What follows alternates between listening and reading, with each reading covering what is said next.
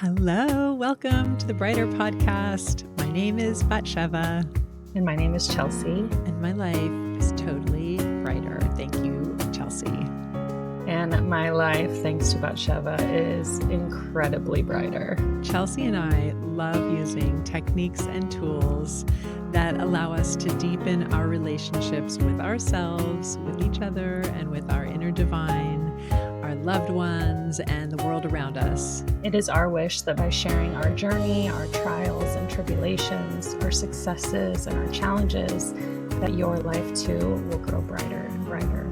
And before we get started, let's take a few breaths so that we can all just mentally allow ourselves to let go of everything else and be centered within ourselves. So wherever you are, just go ahead and allow yourself to breathe in calming, soothing energy. Breathe out. Imagine letting anything that wants to go, let it go. Breathing in through your nose, calming, loving energy, and letting go anything that's ready to go. Give it mental permission to go. Breathing in again, calming, quieting energy. Breathing out anything that's ready to go, let it go. Welcome to the episode where we are going to talk about our soul's karmic journey. Our divine destination or divine journey, divine path, if you will. How would you define that? I think that for me, it is almost really more of a reflection because sometimes as I'm in the actual process of it, it's a little more challenging to just be there. But I will say that more often than not, as I look back on the challenging times or the uncomfortable situations or experiences that I've been in, I recognize that those have all directed me along my path and along this divine path, this divine plan for my soul. I actually really like the way that you just framed it because while I strongly know and believe that our souls have their own journey, their own karmic curriculum is one way to put it, that we have some free will. And on the other hand, I believe what is meant for us comes to us. And we can work with ourselves and our feelings. And along the way, we can help that journey become brighter. But at the same time, there's an aspect that the journey is the journey. We're going to have certain challenges and we're going to have certain triumphs that, in a sense, are predetermined. And I like how you framed that in a sense, looking back and being able to use that framework as a reflection, as an understanding of life and of what you've been through, because it is so true. When we're living life, it's not really almost even possible to simultaneously have that deep understanding that everything I'm feeling and experiencing, it's my soul's lesson that I must learn in this lifetime. It's a little deep for the day-to-day reality of being alive and being connected with others and being engaged. And at the same time, for me to have awakened into this understanding of life has been a game changer because I can put now everything in perspective and understand that there is a bigger purpose and that I fit within this divine plan. And it helps me to feel more relaxed, to feel more accepting, to be able to surrender more to that plan, even that it's not passivity and it's not like I just don't do anything. You know, obviously, we do a lot of wishing in our daily W's, our wins, wows, and wishes. We talked about that in another episode. You and I, we believe in human desire and motivation and discipline and having great habits, all the things. And parallel to that is this greater divine plan. Exactly. Just the fact that, life is happening for me, not to me. I mean, I can think of times where I'm going through a challenging moment and I'm reciting the mantra, all is well, everything is working out for my highest good. Out of this experience, only good shall come. Repeating that over and over sometimes whenever it's really feels intense. And knowing that it's okay to feel the disappointment or the frustration or the anger or whatever is coming up for you because of XYZ, because of the current situation. And also at the same time, knowing that there's a reason why, I didn't get that wish. There's a reason why that wish didn't come true. Maybe it's because there's something more that I didn't even know was there. Maybe it's because I'm not ready for that yet. I want this, but in fact, if it actually came to me right now, do I have the capacity to enjoy it, to receive it to its full capacity? And so acknowledging that's the mystery, the beauty is that we don't know what's best for us. We think that we know what we want. And sometimes, a lot of times, those wants change depending on our circumstances. And being able to recognize, like, I'll just go ahead and share a example for me. My entire life, not to, and let me just preface this too. I feel like that this is something I've wanted to say for since the beginning that we started recording, to any friends, family members, in-laws, siblings, anyone that's involved in any of these stories. I want you to know that it's always with appreciation and gratitude that you're in my life, because I have recognized that a lot of my greatest teachers are the ones that challenge me, are the ones that trigger me, are the ones that show me parts of myself that maybe I wasn't seeing. And so, as I share any of the stories or experiences that I've been through, just knowing that that's where I'm coming from. I'm sharing these stories, these experiences for others to relate to, for others to use in their lives to, you know, any kind of thing that can be uplifting or inspiring or a different perspective. So, having said all that, my parents, love them dearly. I wouldn't be here without them, obviously. And they have given and shown me so much. And part of the things that I was able to do once leaving home for college was to start to become responsible for myself. And that meant my own schedule, my own finances, other things. And so, up until recently, I have done that solo, completely independent, not asking others for any support or anything. And it was through a recent chain of events that I was gifted the opportunity to ask for help, to not only ask for help, but to need help and to give someone else the opportunity to help me. And that someone else looked like my husband and my in laws, and it was not comfortable. It was very, very uncomfortable. We scoured. I know that Batsheva, you helped me, like, okay, what can we do? Who can we ask? Who can I ask, basically, for this money, for this loan to get me into this other situation? It all boiled down to asking my husband and then asking his parents. It was uncomfortable. Yeah, it was a lot of intense emotions and feeling judged and feeling like, oh my gosh. And now that it's passed, I'm actually able to look back and recognize that it was part of the divine plan for me. Because had I not gotten into the situation that I was in, I wouldn't have had to ask for help, which was something that I needed to learn, to ask for help, to, trust in other people, to be vulnerable with other people about my needs, my wants, where I am.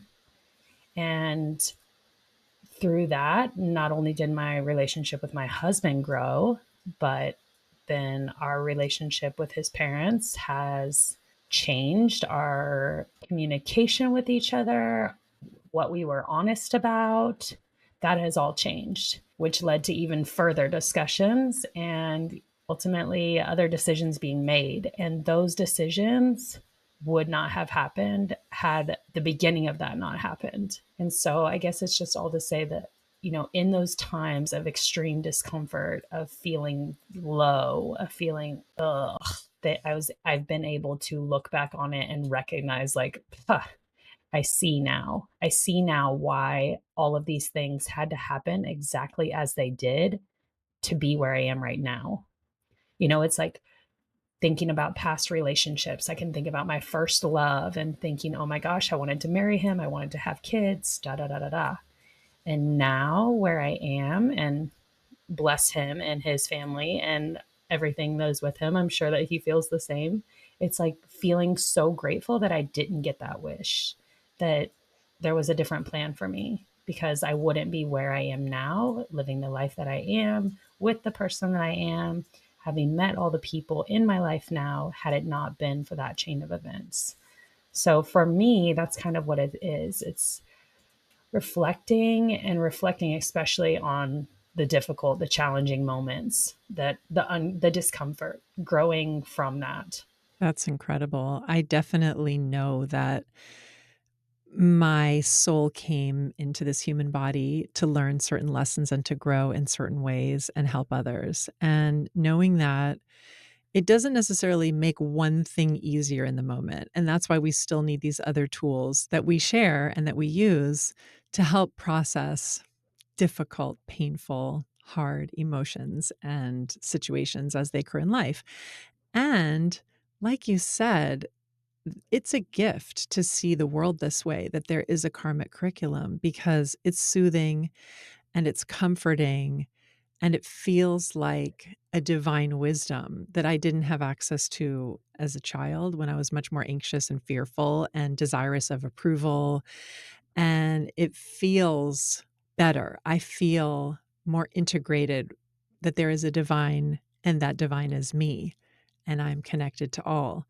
And the story I thought I would share that highlighted this for me personally was actually, I initially was thinking about one time when my youngest son, David, who's now 11, back when he was maybe 7 years old, he was all the time leaving and going to do whatever he wanted around the house or in the yard, but he never would run away. So we wouldn't like panic every time he would disappear from the dinner table, for example. Well, this was a big holiday, and my husband at the time and my other three other children, we were all at the dinner table celebrating.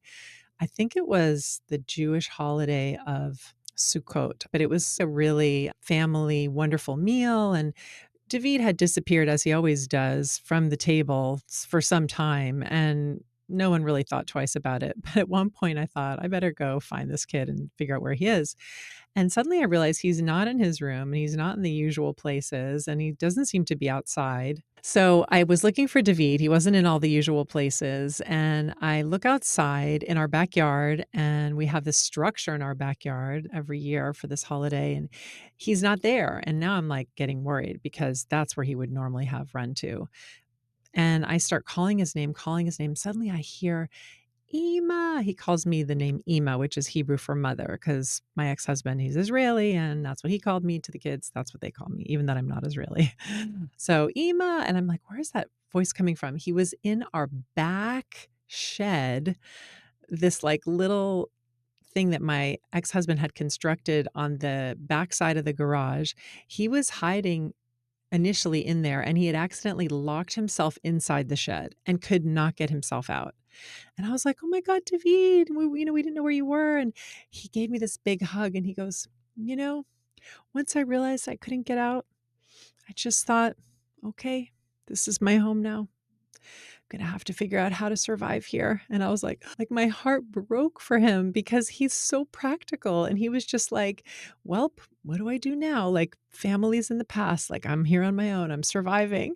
And I was like, "Oh, the sweet thing." And then I was remembering this, and I had this epiphany. When I was married, close to the 20 years that we were married, towards the last, let's say, 5, 6 years, I very much felt like, "Welp, this is my life.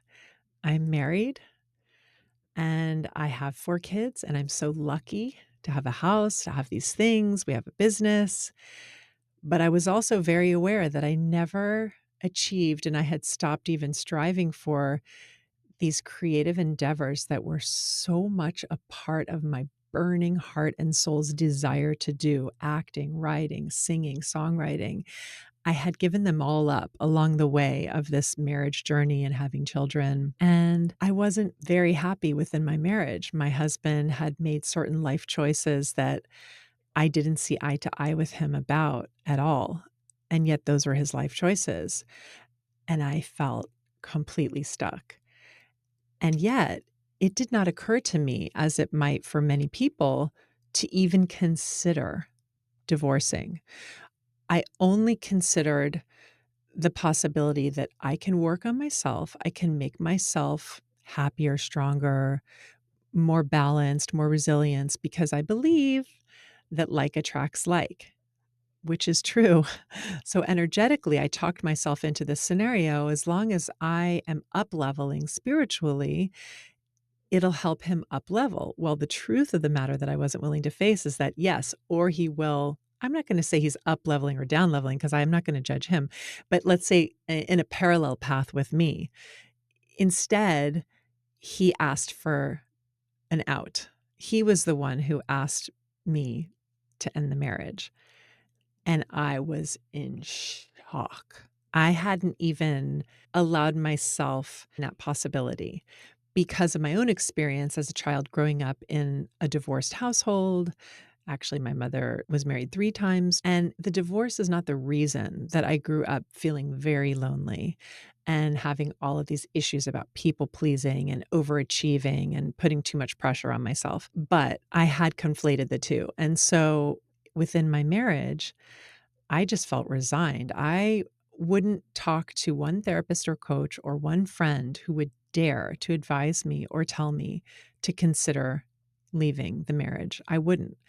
So this also a good reminder, we can't really advise other people because unless they ask for that advice or are ready for it, it's totally fucking useless, and it's better just to support them where they were. And those friends who did that for me, and actually my coach who I still talk to, she never told me anything other than, "Hey, he's doing what he wants to do. Why don't you use that as permission to do what you wanna do and follow your own heart and dreams?" And I started to do that. I started to get stronger. I started to sing more. I started to write songs again. I started to take time out to meditate, even though there was 0 room in my house for it. I would literally put on a sleep mask and sit on my chair. And the kids knew that if I had that mask on, not to bother me. And that was my daily meditation. I took what I could take. I would take a walk for 10 to 15 minutes. And it was so hard in the beginning. I would literally like pull up early to pick up kids from school and like leave my cell phone hidden in my car and go take a 15-minute walk without my phone before I pick them up so that nobody could contact me. I had to sneak in those self-care moments that now I have so expanded into the majority almost of my day-to-day life, or let's say like very balanced now. But luckily, thanks to those efforts, when my ex-husband did drop the bomb, so to speak, on me, I had enough resilience and inner resources, even as I felt this massive despair and rupture and fear. I simultaneously had this thought, this is my chance. This is a gift. And that was the divine karmic plan for my soul, because even though I wasn't the one to end it, it was ended for me and for him, because the karmic relationship that we were meant to have in this lifetime and with these beautiful children happened. And I would say we finished whatever agreement our souls had. And now it's time, we're not dead yet. It's time for our souls to experience what we're supposed to experience next, his and mine. And we're not supposed to do that as a married couple. Is that fucking hard and terrible for the children? Yes. I don't take away from that. I mean, I know that. And at the same time, it's also their karmic journey. They will have to also go through this rupture as a part of their story now. And I can be there for them, but they're going to need to go through their own processes, and I can support them in that. So beautiful. Thank you so much for sharing that deep and very personal experience. I think, too, like adding to it, no matter what, and I'm not a parent, but no matter what, I feel like that whatever parents do, whether it's to stay in the marriage and stay together and be maybe not as happy as you could be, or to have the divorce. I mean, for each of your 4 children, that will be different, how they experience your all's divorce and how exactly what you're saying, like how it plays out in their divine plan. And we don't know what that is. And so just acknowledging that everything happens for a reason and we don't have to know why. And I think that that kind of ties in to me for like the divine trust, trusting that whatever it is, there's a reason. And kind of coming back to all the tools that we use, accepting, acknowledging, feeling, expressing in healthy ways, processing, all of these things tie into just kind of going with the flow of life and living life and experiencing life and knowing that, like, it's all going to be okay. It's not over yet. We don't know what next is going to come. And I do love the idea you were talking about, if I raise my vibration enough, if I'm at this frequency, if I'm leveling up, like attracts like. And I do believe in all the different laws, the law of attraction, and, we're all vibrating at a certain frequency. And if you stay in one frequency for so long, then you continue to attract like more and more and more of that frequency, and you can end up in different places. And I think that that is also the other beauty of recognizing and using the tools, because they allow you to experience and to express and to not sit and dwell and dwell and dwell for the most part, for me, anyways. Now that I think about it, we should add on the Facebook page some of the mantras, one of your favorites, which has become one of my favorites, that life happens for us, not to us. I think about that a Yeah. lot. And then the two that popped into my head that I use a lot that are aligned with this episode's topic. The first one, it's almost not a mantra, but I use it as a mantra and I have it in my desk area up on a piece of paper. It says, "The process is the point." And it has to do with Ooh. the creative process as well. It has to do with the creative process as well as a writer and as a creator. And it's so real as a person.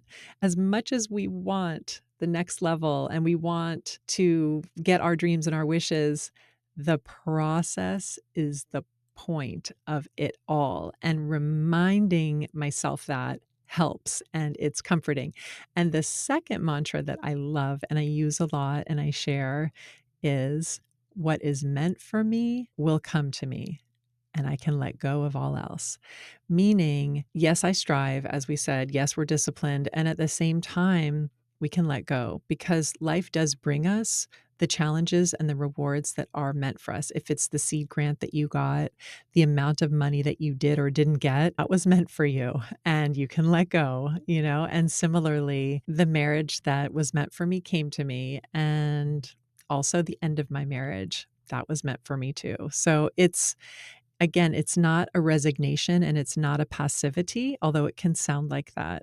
It is actually very comforting and consoling and reassuring that there's a parallel divine path that is holding us as we move forward as humans with our human energetic desires and efforts.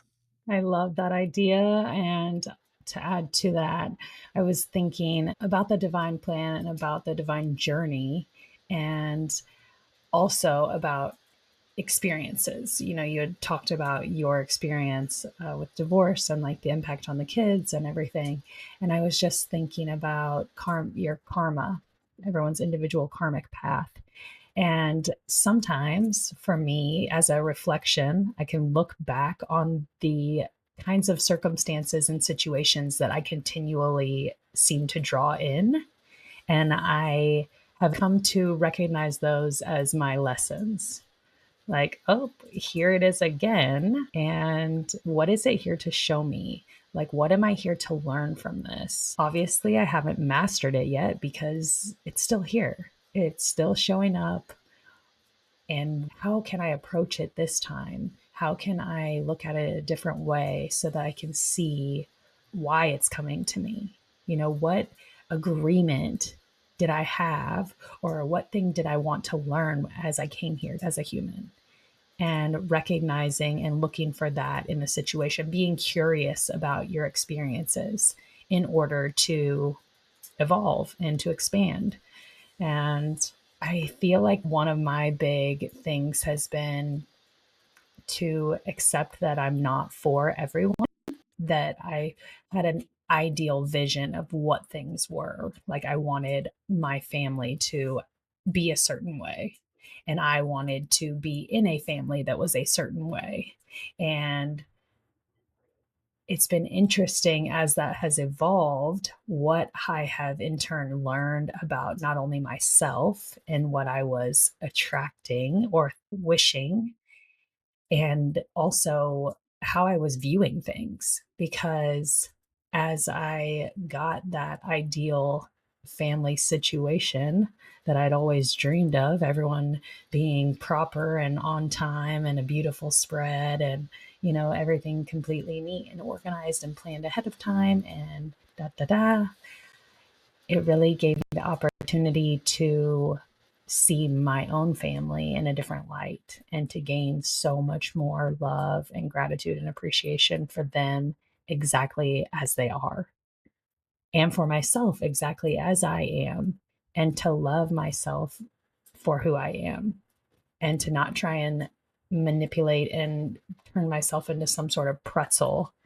into becoming who I thought somebody wanted, because I've always had a wide range of friend groups and different things. And as I look back, I'm like, was I really being myself in all those groups? And not to say that I'm not, that I don't have many interests and many different likes, but was I just morphing into and turning into a chameleon to fit in, to be liked, to be wanted in all these different groups, and not really being my true authentic self?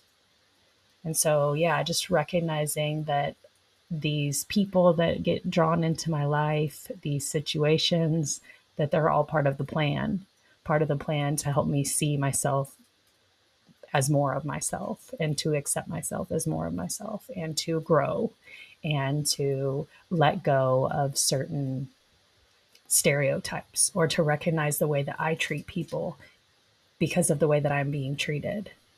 And, it wouldn't be without the treatment that I've received from some that I would change the way that I am treating others. And that's been a huge, huge lesson for me. And again, part of my plan, I believe.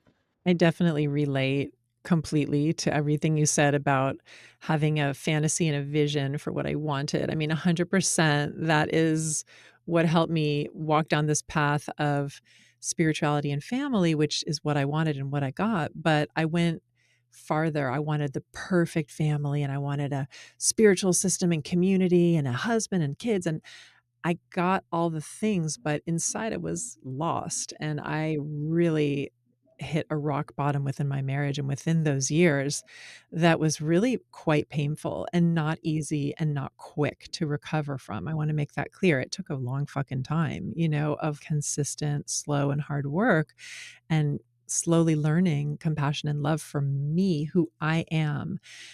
Fuck all, the other trappings of what I wished I were and who I wish I could be like. And I'm sure a lifelong process, but bringing it back to our tool and technique that we're sharing today, the divine plan, it's so perfect for exactly what we're sharing, because those lessons that you mentioned that you learn, we only learn lessons if we deeply emotionally process them.